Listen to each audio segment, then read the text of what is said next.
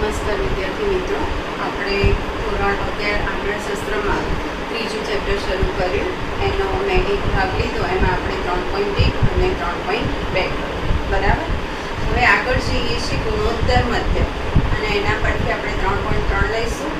એના પછી આવશે મધ્યસ્થ, ચતુર્થકો, દશાંશકો અને શતાંશકો. એના પછી આગળની એક્સરસાઇઝ થશે.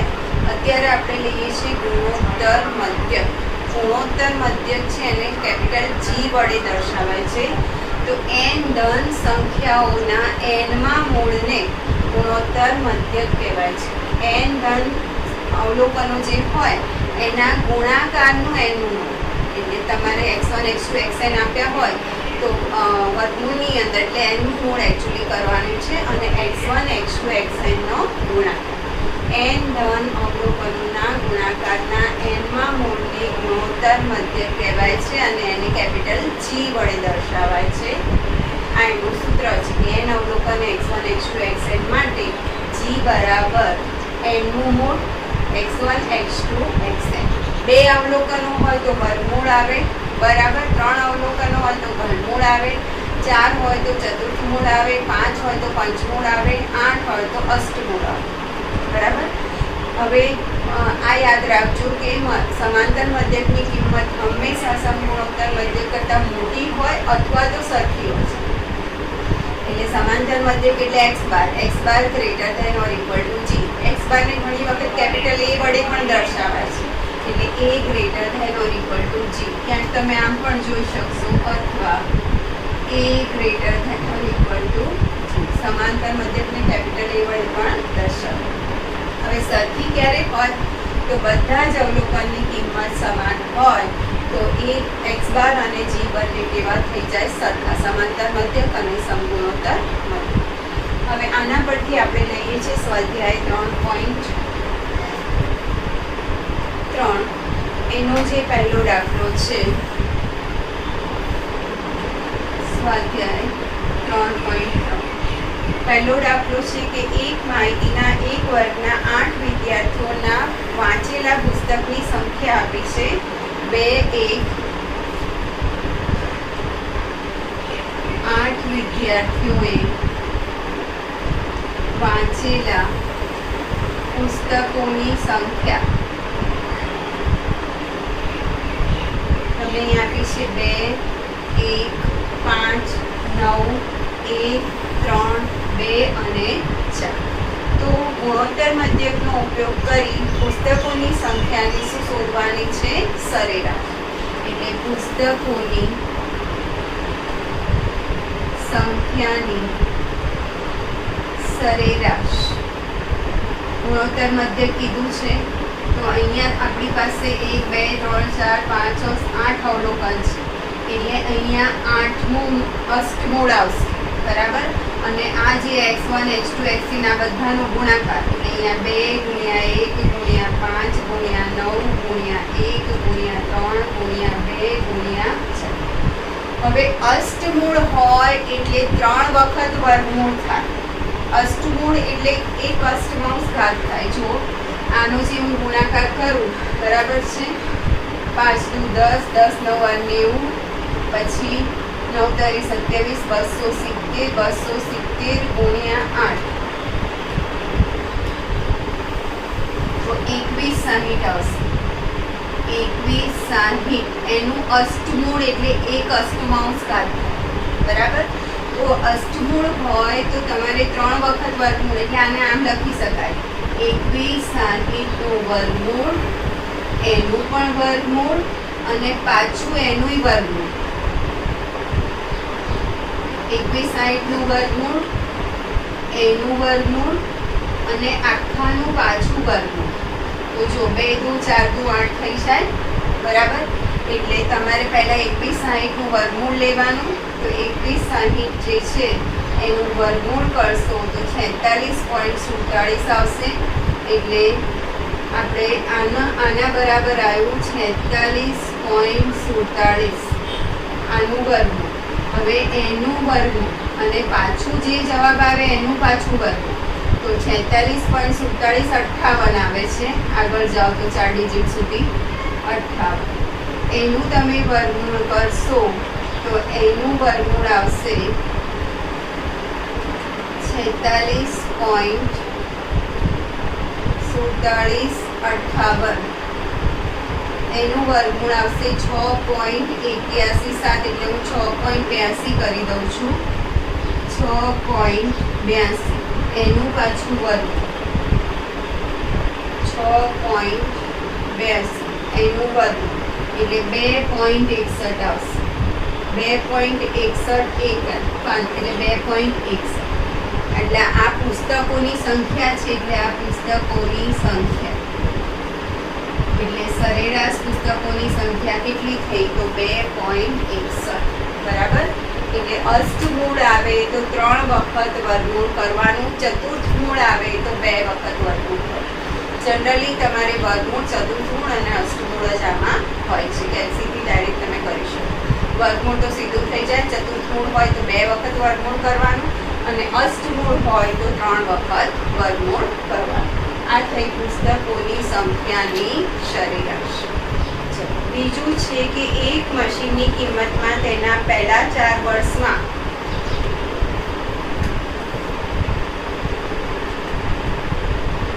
એક મશીનની કિંમતમાં તેના પહેલા 4 વર્ષમાં ઘસારો આપ્યો છે. થતો ઘસારો અનુક્રમે 10%, 7%, 5% અને 2% છે. તો ઘસારો હોય તો બાદ કરવાનું અને કંઈક વધારો હોય તો ઉમેરવાનું આવશે. એટલે આપણી જે પહેલી કિંમત x1 શું થશે? તો 100 - 10. 10% ઘટાડો છે તો 100માંથી 10 બાદ કરવાના એટલે 90. x2 એટલે 7% છે તો 100 - 7 એટલે 93 થશે. પછી 5% છે તો x3 બરાબર 100 - 5 એટલે 95% અને x4 એટલે 95 અને આ 100 - 2 એટલે 98. હવે આપણે શોધવાનું છે આનો ઘસાર. આનો શું શોધવાનું છે? સરેરાશ શોધવાની છે. તો સરેરાશ g બરાબર આપણી પાસે 4 ઘટક છે. x1, x2, x3, x4 એટલે અહીંયા ચતુર્થમૂળ આવશે. તો 90 ગુણ્યા 93 ગુણ્યા 95 ગુણ્યા 98. તો આનું પહેલાં આપણે વર્ગમૂળ શોધીશું. પહેલાં આનો ગુણાકાર કરી દો. 90 ગુણ્યા 93 ગુણ્યા 95 ગુણ્યા 98. તો આનો જે ગુણાકાર આવશે 77, 92, 47, 00. તો એનું ચતુર્થમૂળ. બરાબર. તો પહેલાં આનું વર્ગમૂળ કરવાનું. તો એનું વર્ગમૂળ આવે છે 87.49 એટલે 5 કરી દઈએ છીએ આપણે. 496 એટલે અહીંયા 5. તો હવે એનું વર્ગમૂળ શોધીશું. 87.27.5 એનું વર્ગમૂળ તો 93.95 આવે છે. તો તમારે આમાં થતો ઘસારો શોધવાનો છે સરેરાશ. તો ઘસારો શોધવા માટે આ જે જવાબ આવ્યો એને 100માંથી બાદ કરવાનો. 100 - 93.95 કરશો એટલે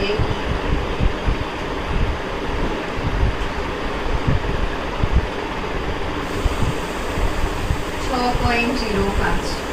6.05% ઘસારો. આ થઈ એની સરેરાશ. બરાબર. તો ઘસારો હોય તો 100માંથી બાદ કરવાનો અને 4 અવલોકન છે એટલે ચતુર્થમૂળ. ચતુર્થમૂળ માટે પહેલાં વર્ગમૂળ લેવાનું અને એનું પાછું વર્ગમૂળ. અને જે જવાબ આવે એને ઘસારો શોધવાનો છે એટલે 100માંથી બાદ કરવાનો છે એટલે 6.05% એનો થઈ જશે ઘસારો. એ જ રીતના ત્રીજું છે કે એક ટેક્સી સોમવારે 15 કિલોમીટર અને મંગળવારે 254 કિલોમીટરનો પ્રવાસ કરે છે. એટલે સોમવારનો જે પ્રવાસ છે એને x1 કહી દો અને મંગળવારનો પ્રવાસ છે એને x2. તો આ 2 દિવસોમાં કરેલ પ્રવાસના અંતરનો ગુણોત્તર મધ્ય. તો આમાં તમારે સિમ્પલ આ જે ત્રીજો દાખલો છે એમાં સોમવારનો છે એને x1 કહી દો. તો x1 કેટલા છે? 15. અને મંગળવારનો છે ને x2 કહી દો, એ છે 254. તો તમારો અહીંયા g બરાબર વર્ગમૂળમાં x1 ગુણ્યા x2 થઈ જશે, એટલે વર્ગમૂળમાં 15 ગુણ્યા 254 બરાબર. 15 ગુણ્યા 254 એટલે 38 10 થશે અને એનું વર્ગમૂળ કાઢશો બરાબર. આ જે થશે એ 38 10 અને એનું વર્ગમૂળ 61.72 થશે. 61.72.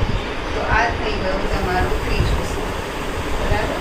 એટલે સરેરાશ જે એણે કેટલો પ્રવાસ કર્યો હશે તો 61.72 કિલોમીટરનો પ્રવાસ કર્યો હશે બરાબર છે.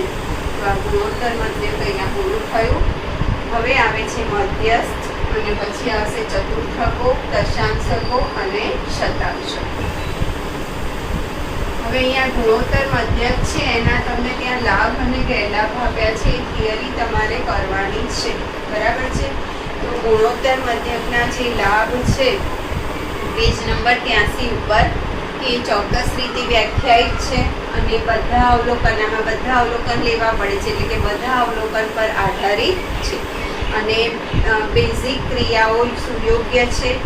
તેના પર અતિ મોટા કે અતિ નાના અવલોકનની અસર બહુ ઓછી થાય છે. આ એના લાભ થાય.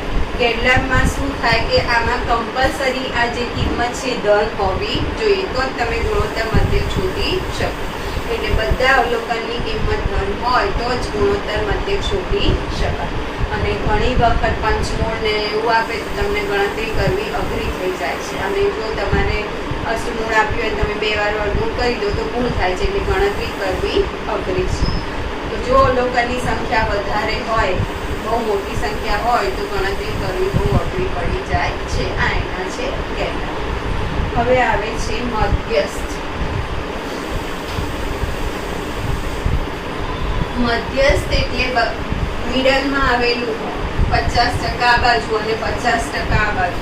તમને જે પણ અવલોકન આપ્યા હોય એને ચડતા અથવા ઉતરતા ક્રમમાં ગોઠવી અને મધ્યમાં જે અવલોકન આવે એને એનો મધ્યસ્થ કહેવાય છે અને એને કેપિટલ M વડે દર્શાવાય છે.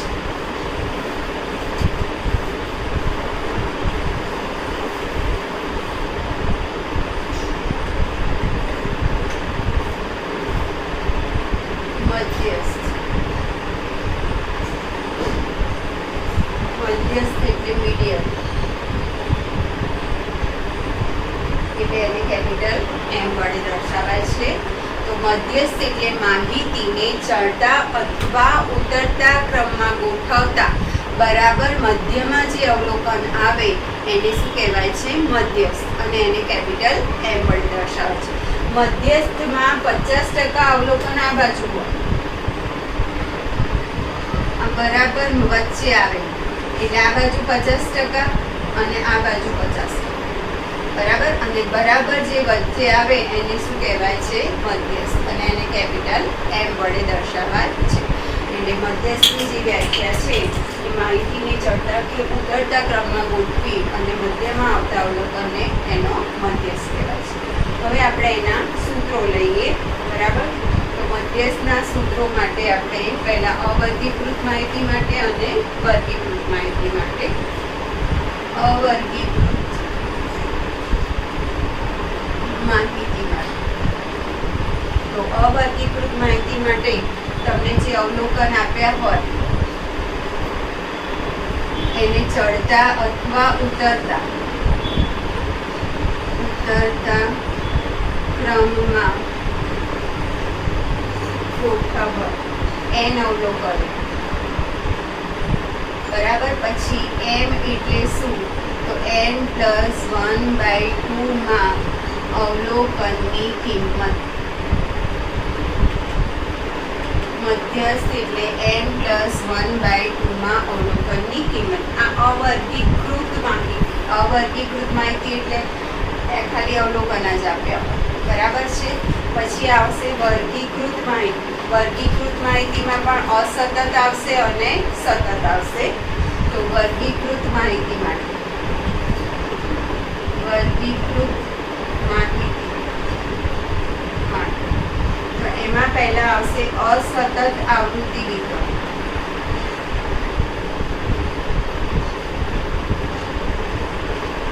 આમાં તમારે જે અવલોકન છે એમાં આ રીતે આપ્યા છે ચલની કિંમત x1 x2 xn અને આવૃત્તિઓ આપી હશે.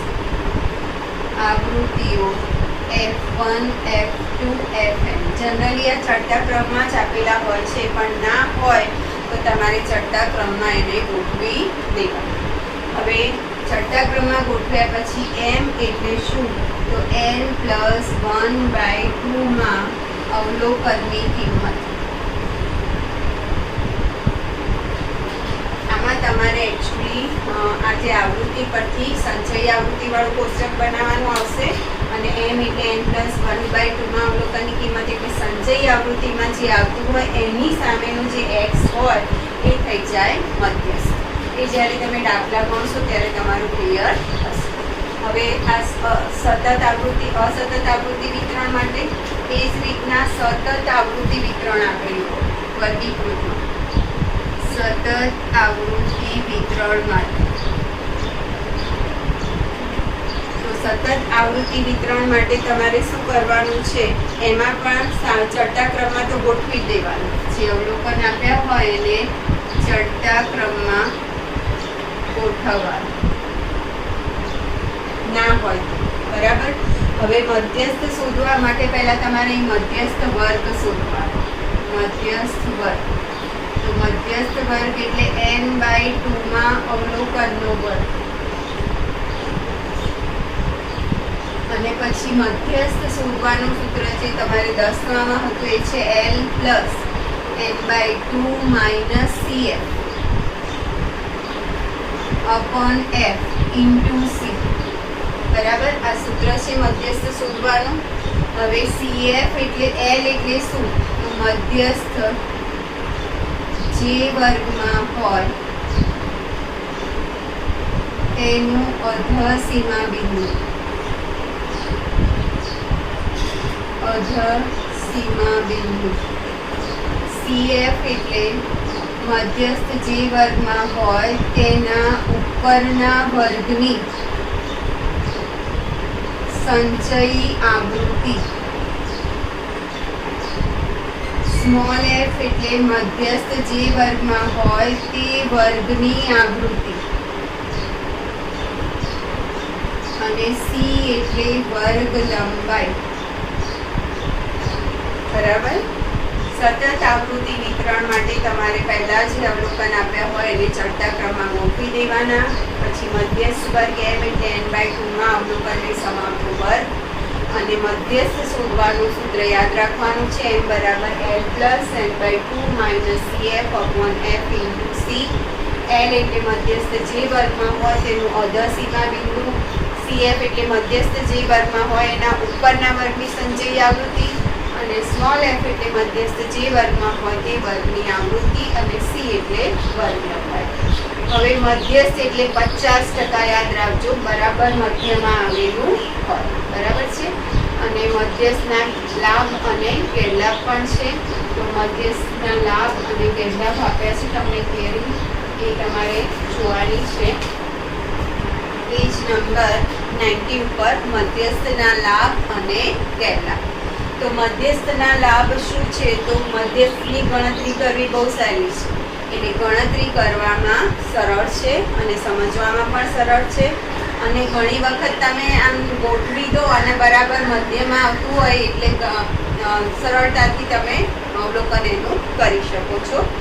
અને આલેખ પરથી પણ તમે આને બરાબર વચ્ચે આવતું હોય એને એમ ત્યાં નીચે દોરી દો તો જે એક્સ અક્ષ પર હોય એ કિંમત છે એનો મધ્યસ્થ થઈ જાય. એટલે આલેખ પરથી પણ સરળતાથી શોધી શકાય છે.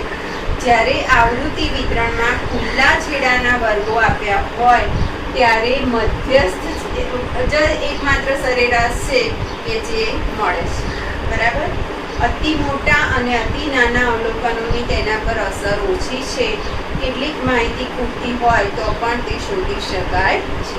હવે ગેરલાભ શું છે? તો એનું માપ ચોક્કસ નથી મળતું, એટલે ચોક્કસ રીતે વ્યાખ્યાયિત નથી. બધા અવલોકન પર આધારિત હોતું નથી. વિશેષ બેઝિક ક્રિયાઓ માટે અનુકૂળ નથી અને મધ્યકના પ્રમાણમાં તે ઓછું સ્થિર છે.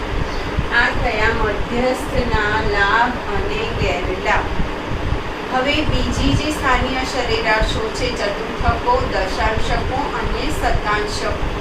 એમાં અસતત આવૃત્તિ વિતરણના સૂત્રો અલગ છે, સતત આવૃત્તિ વિતરણના સૂત્રો અલગ છે. એ તમને ટેક્સ્ટમાં આપ્યા છે, પણ તોય હું તમને અહીંયા એ સૂત્રો લઈ લઉં છું. પેજ નંબર 91 ઉપર આપ્યા છે. હવે ચતુર્થકો એટલે શું? તો તમને જે અવલોકન આપ્યા હોય એને ચડતા ક્રમમાં ગોઠવી દેવાના અને એના 4 ભાગ કરવાના. ચડતા ક્રમમાં ગોઠવી અને એના 4 ભાગ કરો તો તમારો જે પહેલો ભાગ છે એ Q1 25% થાય. આ રીતે ધારો કે તમે એના 4 ભાગ કરો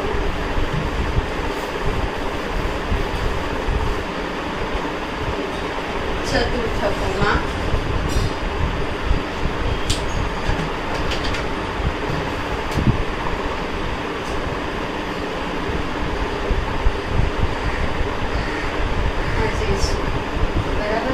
એના 4 ભાગ કરવાના, 4 સરખા ભાગ કરવાના. 1 2 3 અને 4. આ 4 ભાગ કરવાના, બરાબર. હવે આ જે પહેલો ભાગ છે એને Q1 કહેવાય, આ Q2 કહેવાય અને આ Q3. આ 25%.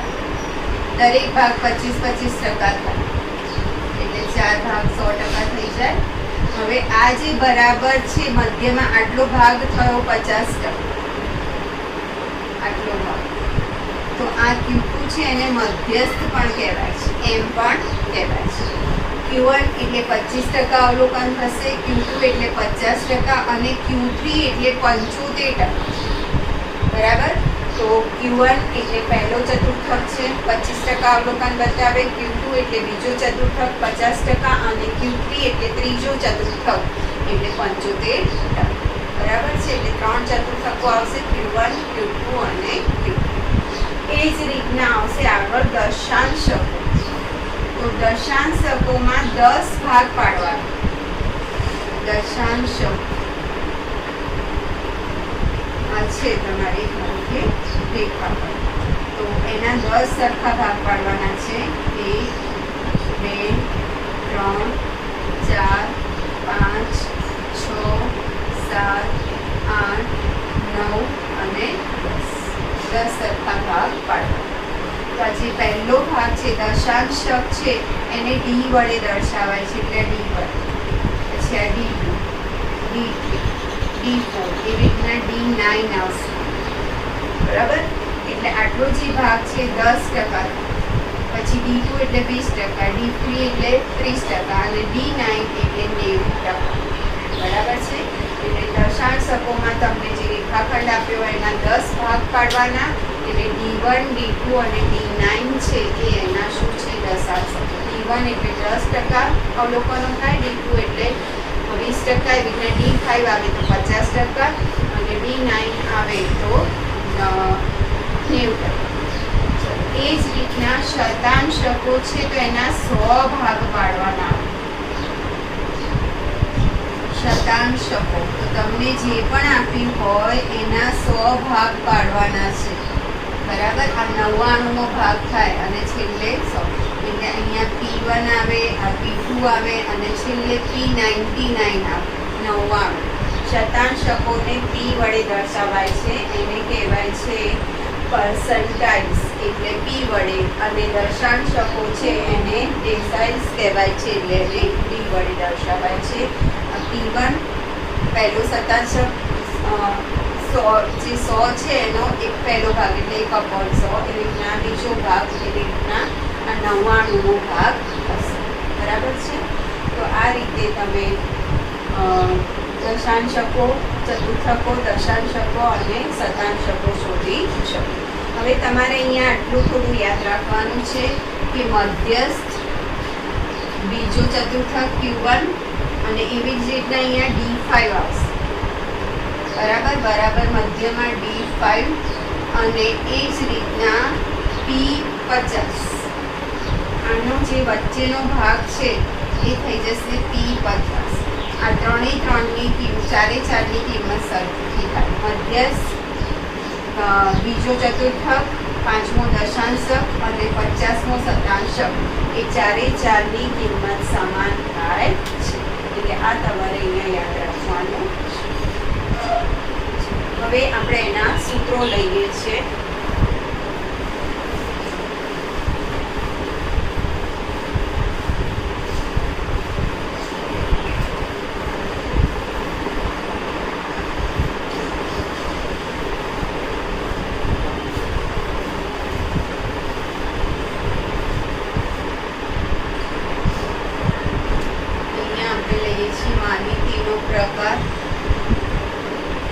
માહિતીનો પ્રકાર એટલે સતત છે કે અસતત છે, બરાબર. વર્ગીકૃત, અવર્ગીકૃત. પછી અહીંયા લખીએ છીએ જેમો ચતુર્થક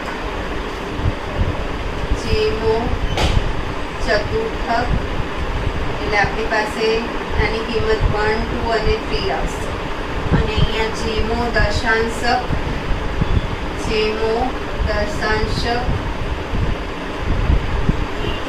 જેની કિંમત આવશે 1 થી 9 સુધી. અને અહીંયા જેમો શતાંશક એટલે અહીંયા જેની કિંમત 1 થી 99 સુધીની આવશે.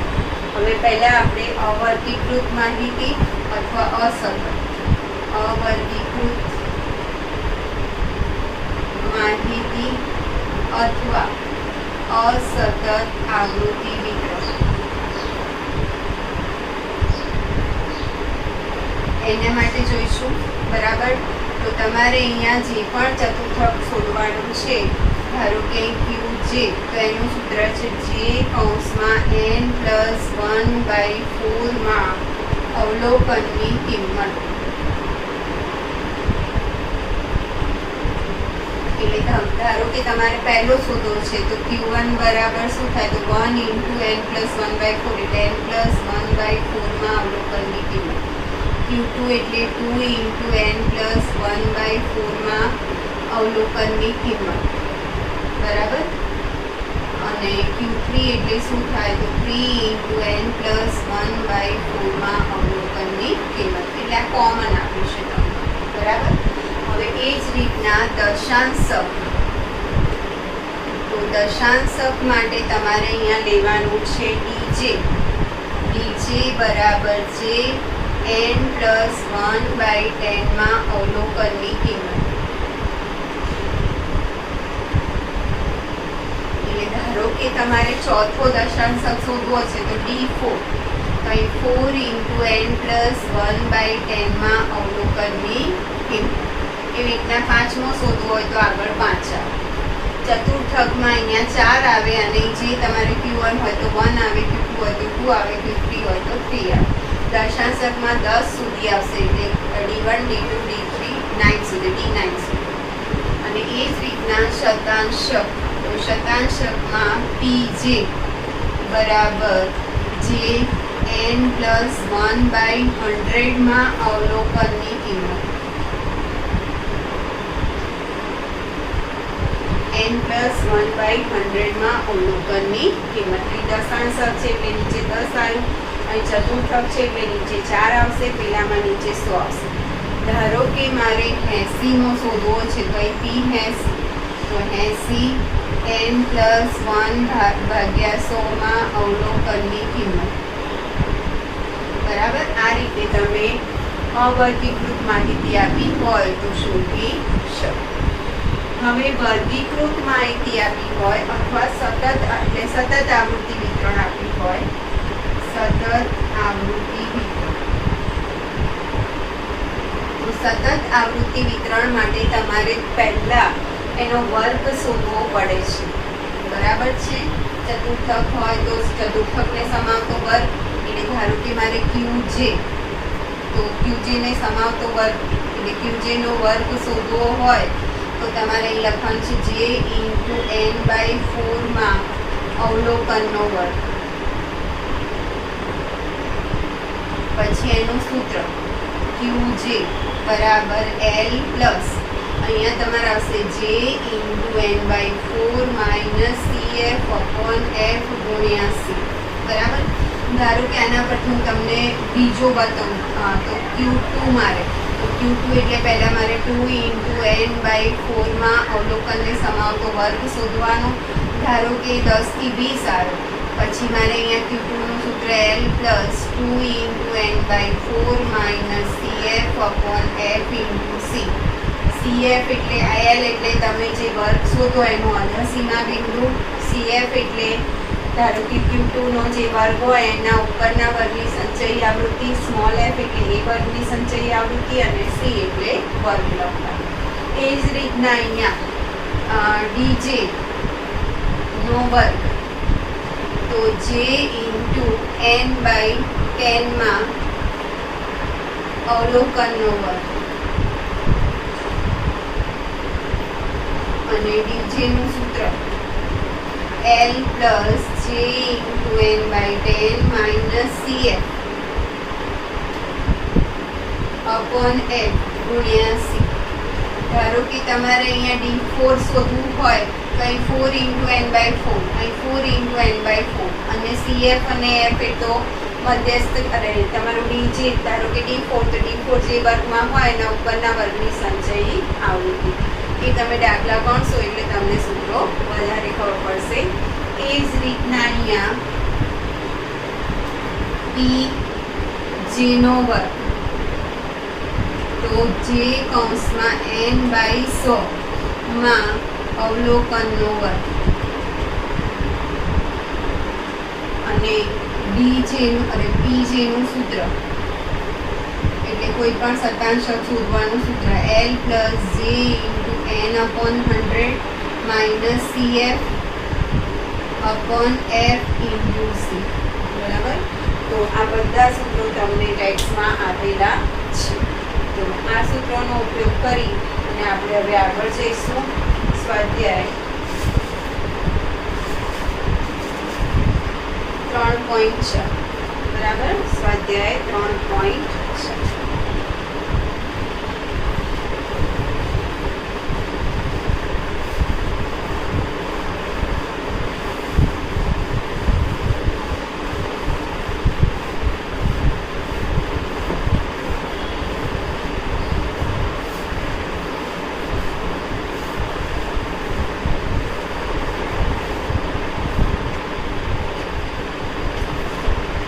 સ્વાધ્યાય 3.4 પહેલો જે દાખલો છે એ તમને 15 વિદ્યાર્થીઓના ગુણ આપ્યા છે. તમારે બધા ચતુર્થકો શોધવાના છે. તમને જે 15 વિદ્યાર્થીઓના ગુણ આપ્યો છે એને ચડતા ક્રમમાં ગોઠવવો. બરાબર. અવલોકનોને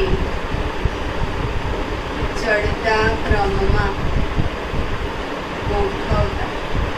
તો પહેલું જે આવશે 0 પછી 2 એના પછી 4 2 વખત 3 છે સોરી 2 એક જ વખત છે પછી 3 એના પછી 4 2 વખત છે એના પછી 5 2 વખત છે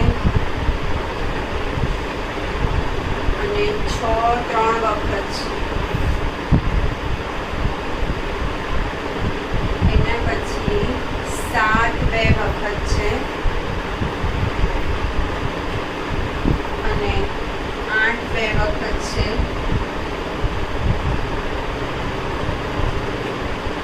9 એક વખત છે. ગણી લો 15 થાય છે 1 2 3 4 5 6 7 8 9 10 11 12 13 14 15 એટલે n બરાબર 15. હવે તમારે અહીંયા દરેક શું શોધવાના છે ચતુર્થકો. એટલે પહેલો ચતુર્થક, બીજો ચતુર્થક, ત્રીજો ચતુર્થક અને બરાબર. તો આપણે પહેલો ચતુર્થક શોધીશું. તો Q1 બરાબર n પ્લસ 1/4 અવલોકનની કિંમત. Q1 બરાબર 15 વત્તા 1/100. 15 વત્તા 1 ભાગ્યા 4 એટલે 16 ભાગ્યા 4. તો ચોથા અવલોકનની કિંમત, એટલે 1, 2, 3, 4. તો ચોથું અવલોકન છે 4, એટલે તમારું Q1 ની કિંમત થઈ ગઈ 4. પહેલું ચતુર્થક, બરાબર. હવે બીજો ચતુર્થક એટલે Q2. તો 2 × n + 1/4 માં અવલોકનની કિંમત. તો 2 × 15 વત્તા 1 ભાગ્યા 4 એટલે 16 ભાગ્યા 4 એટલે 4 અને 4 દુ 8. 8માં અવલોકનની કિંમત. તો અહીંથી ગણો 3, 4, 5, 6, 7 અને 8. તો 8માં અવલોકનની કિંમત થઈ જશે 6, એટલે Q2 બરાબર 6. એ જ રીતના Q3 બરાબર 3 × n + 1/4 માં અવલોકનની કિંમત. તો 3 × 15 વત્તા 1 ભાગ્યા 16 એટલે 16 ભાગ્યા 4, 4 તરી 12માં અવલોકનની કિંમત. તો 12માં અવલોકનની કિંમત એટલે 6, 7, 8, 9, 10, 11, 3, 4, 5. આપણે છઠ્ઠું અવલોકન 1, 2, 3, 4, 5, 6 સોરી 8નું છે, બરાબર છે. 1, 2, 3, 4, 5, 6, 7, 8 એટલે 8નું 6. હવે અહીંયા 12મું અવલોકન આવે છે. તો 8 પછી 9, 10, 11, 12 એટલે 7. એટલે અહીંયા 7 થશે, એટલે Q3 બરાબર 7. તો આ પહેલો ચતુર્થક, આ બીજો ચતુર્થક અને આ ત્રીજો ચતુર્થક. બધા ચતુર્થકો આવી. આ અવર્ગીકૃત માહિતી હતી, બરાબર. અસતત આબોની પણ હતું, એટલે ચડતા ક્રમમાં ગોઠવવાના અને પછી આ સૂત્ર લેવાના છે. હવે આગળ જઈએ આપણે. બીજું જે દાખલો છે એમાં તમને વર્ગ આપ્યા છે, બરાબર, અને દિવસોની સંખ્યા આપી છે. તમને શું શોધવાનું કીધું છે આમાં? Q3, P8 અને P62 શોધો, બરાબર છે. હવે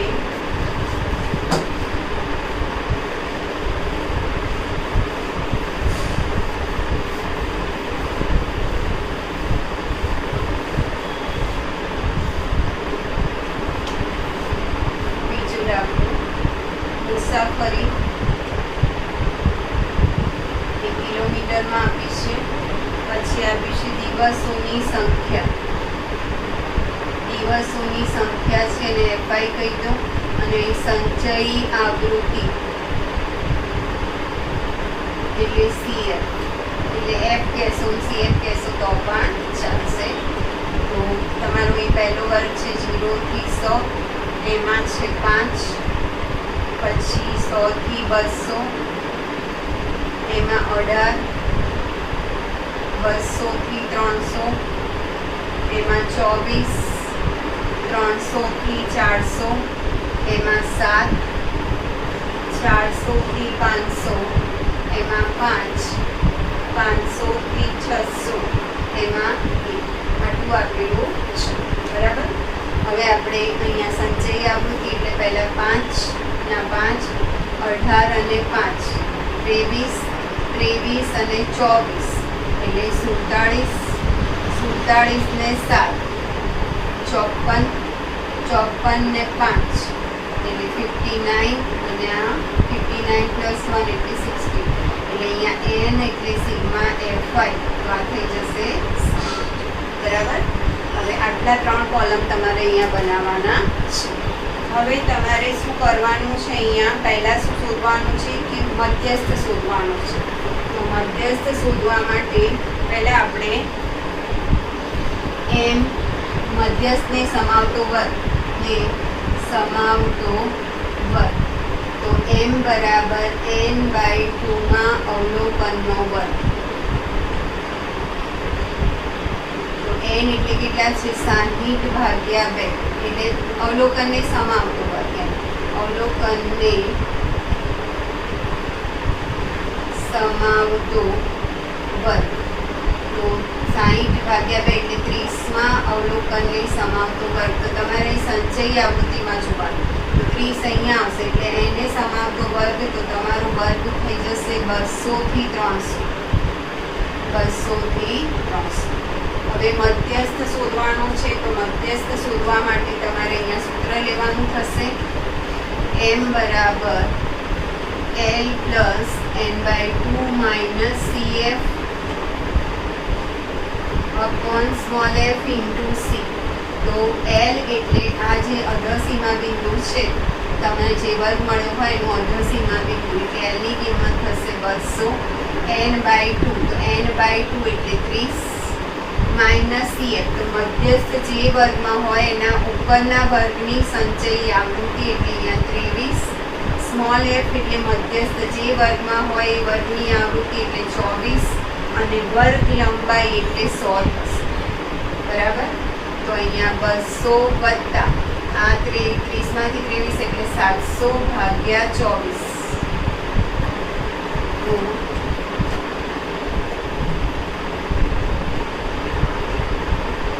700 ભાગ્યા 24 કરશો તમને 29.16 એટલે 200 વત્તા 29.166 થાય છે. એટલે અહીં 17 કરી દઉં છું. તો 229.17 16 લખશો તો ચાલશે. આ થઈ ગયો તમારો મધ્યસ્થ. બરાબર. હવે તમને અહીંયા મધ્યસ્થ શોધવાનું છે અને એનું અર્થઘટન કરવાનું છે એવું પણ કીધું છે.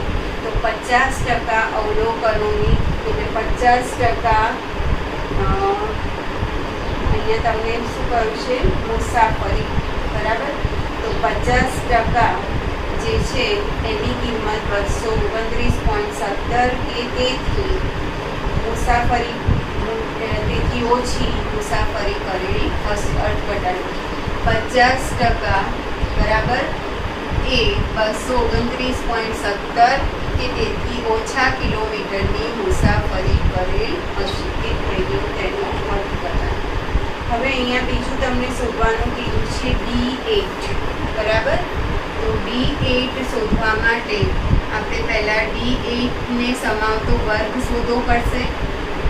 સમાવતો વર્ગ. તો D8 ને સમાવતો વર્ગ એટલે 8 અને અહીંયા આવશે n/10 અવલોકનનો વર્ગ. અવલોકનને સમાવતો વર્ગ. તો 8 n એટલે કેટલા છે 60 ભાગ્યા 10. તો 6 8 6 48 અવલોકનને સમાવતો વર્ગ. 60 ભાગ્યા 10 એટલે 6 8 6 48. તો અહીંયા તમારે 48 અવલોકનને સમાવતો વર્ગ એટલે અહીંયા નીચે જશે 300 થી 400. એટલે તમારો જે વર્ગ આવશે એ 300 થી 400. હવે D8 શોધવાનું છે. તો D8 નું સૂત્ર l પ્લસ 8 ઇન્ટુ n/10. અહીં તમે જે લો એ જ અહીંયા આવશે minus cf upon f into c. l એટલે 300 પ્લસ 8 ઇન્ટુ n/10 તો કેટલા થયા એ સીધા 48 લખી દો. cf હવે તમારો અહીં વર્ગ 300 થી 400 આવ્યો તો એના ઉપરના વર્ગની સંચયી આવૃત્તિ એટલે 47. એ વર્ગની આવૃત્તિ તો 7 અને વર્ગ લંબાઈ 100. તો અહીંયા 300 વત્તા 48 ઓછા 47 એટલે 1 1 ગુણ્યા 100 એટલે 100 100 ભાગ્યા 7.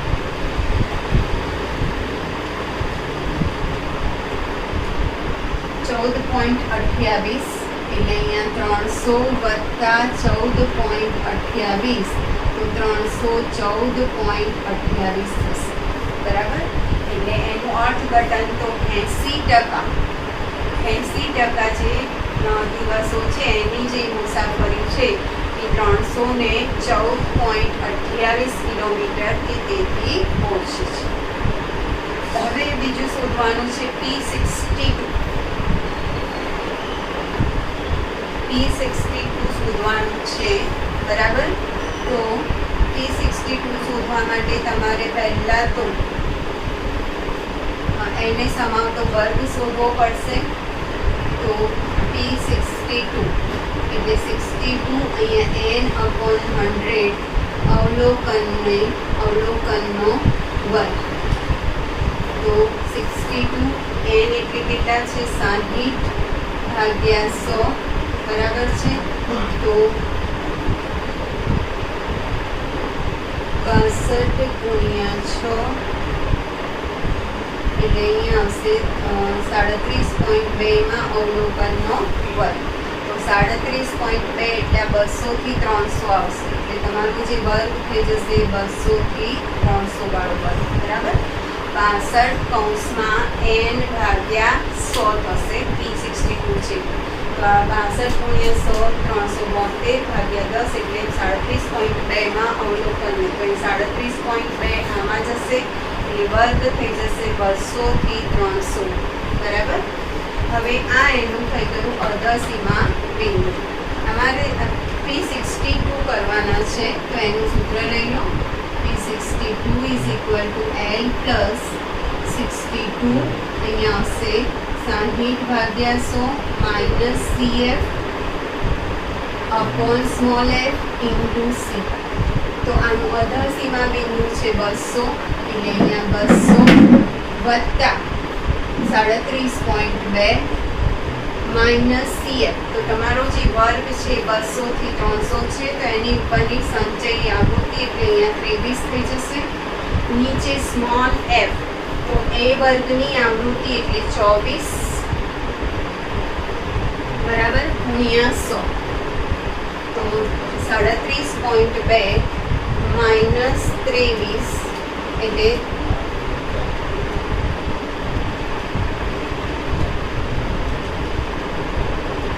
14.2 200 વત્તા 14.2 ગુણ્યા 100 ભાગ્યા 24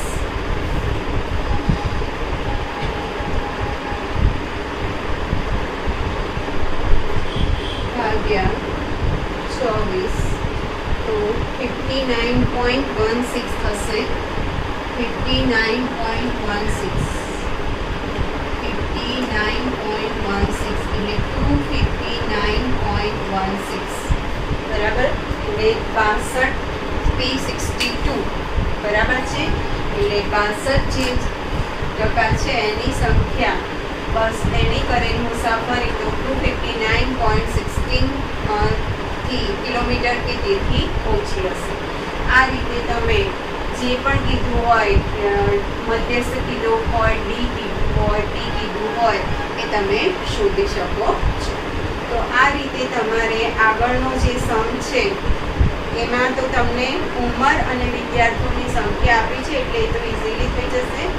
પણ એની પછીનો જે ચોથો સમ છે એ તમારે કરવાનો છે.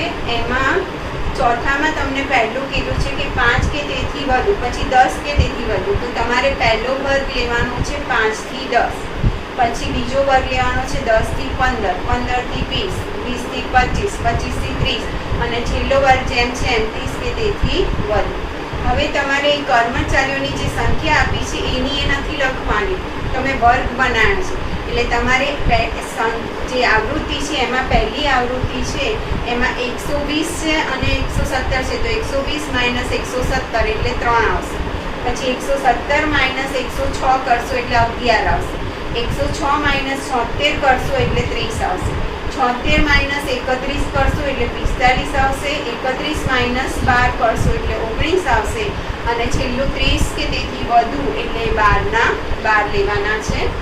આ રીતે તમારે કરવાનું છે. અને તમને અહીં એમ કીધું છે કે સૌથી વધુ વેતન ધરાવતા 20% કર્મચારીઓની વેતનની ન્યૂનતમ સીમા શોધવા. પહેલાં મધ્યસ્થ શોધવાનું છે એટલે મધ્યસ્થ આ રીતે શોધી કાઢવાનું.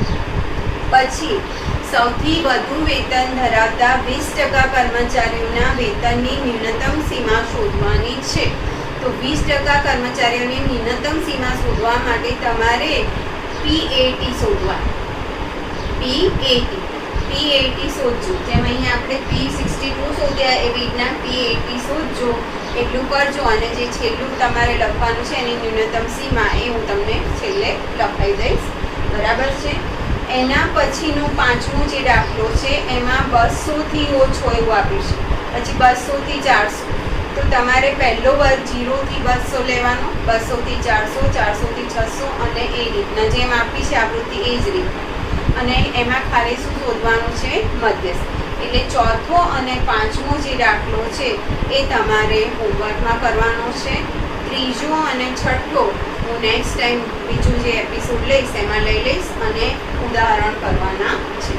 એટલે તમારે સ્વાધ્યાય 3.3 એની આગળના ઉદાહરણ 3.4ના જે મેં દાખલા 2 ગણાયા 2 તમારે કરવાના છે અને એની આગળના ઉદાહરણ. તો બધું હવે આપણે નેક્સ્ટ એપિસોડ